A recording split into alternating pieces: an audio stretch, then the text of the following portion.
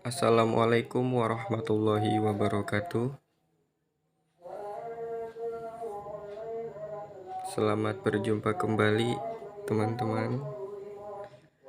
Senang rasanya kita bisa kembali berkumpul untuk menghadiri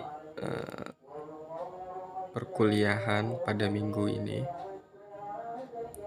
Dan seperti yang ditugaskan oleh dosen kita, Pak Prasetyo, pada minggu lalu, kita ditugaskan untuk mempresentasikan mengenai desain window pada mata kuliah interaksi manusia komputer.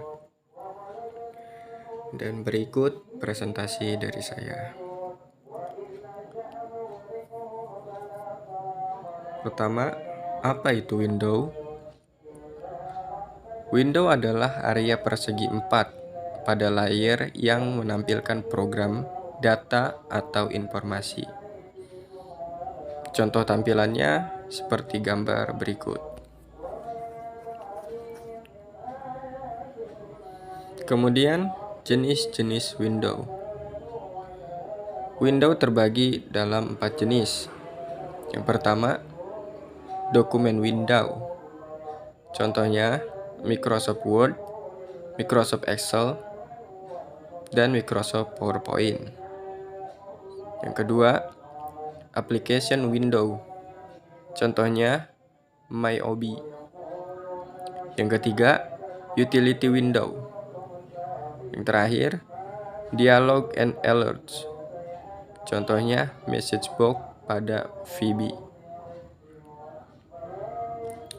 Kemudian selanjutnya, mendesain bagian window. Ada beberapa langkah yang harus kita perhatikan dalam mendesain window. Yang pertama, mendesain title. Setiap window diberi judul atau title yang berisi informasi yang relevan.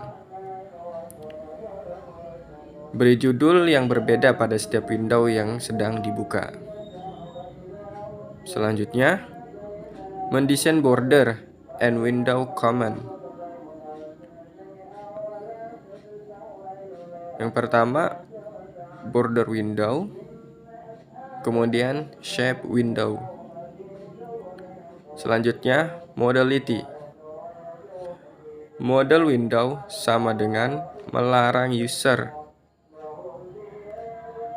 berinteraksi dengan window lain dalam aplikasi yang sama, application model, atau aplikasi yang lain, termasuk desktop itu sendiri. Non-model window adalah tidak melarang user berhubungan dengan aplikasi utama atau window lain. Terakhir, yang harus kita perhatikan ialah fokus.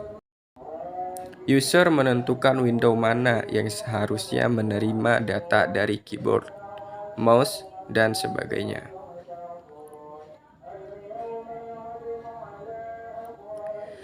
Kemudian, mendesain primary window. Umumnya mempresentasikan data user. Yang pertama, mendesain title. Yang kedua, window commands, contoh, minimize, maximize, dan restore. Yang ketiga, hubungan dengan dokumen dan window, di antaranya single document interface atau SDI, control single document interface atau CSDI, dan multiple document interface MDI. Yang keempat, mendesain utility window, di antaranya instant apply, yaitu window yang mengizinkan user mengubah nilai. Selanjutnya explicit apply, yaitu window yang dapat merubah suatu nilai dengan cara eksplisit. Kemudian property window, ialah tempat user dapat melihat dan mengubah karakteristik objek. Selanjutnya preference window, yaitu tempat user dapat memodifikasi window. Yang terakhir ada toolboxes, yaitu untuk mengakses sekumpulan aksi atau toggle. Yang kelima, mendesain alerts. Terakhir, mendesain dialog boxes, menyediakan pertukaran informasi. Kemudian, pedoman apa saja yang harus kita perhatikan dalam mendesain kotak dialog? Yang pertama, pedoman untuk membuat kotak dialog, yaitu seperti pada tabel di gambar, ada border, modality, title format, resizing, dan button. Selanjutnya, pedoman memberi button tambahan. Ada 2 langkah yang harus kita perhatikan. Yang pertama, tempatkan button pada area bawah kotak dialog kiri. Yang kedua, atur berdekatan dengan kontrol yang berhubungan dengan button tersebut. Kemudian, terakhir ada layout. Sebaiknya menyusun kontrol dengan memperhatikan arah pengguna aplikasi membaca, di mana umumnya biasanya dari kiri ke kanan dan dari atas ke bawah. Karena itu, tempatkan kontrol utama sedekat mungkin dengan posisi ujung kiri atas, seperti pada gambar. Dan demikian